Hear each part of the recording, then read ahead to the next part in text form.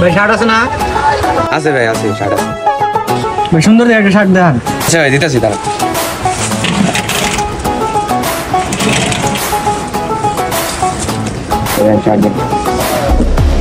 ভাই শার্ট তো পছন্দ হয়েছে, দাম কত?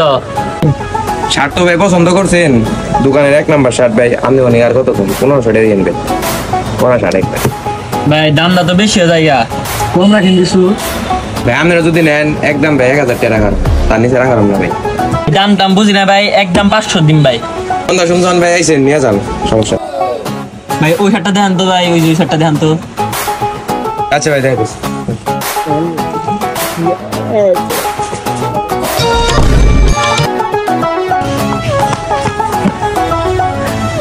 ভাই শার্টজন চুরি করবি দিল, দামাদামি করলি কিনে গেল।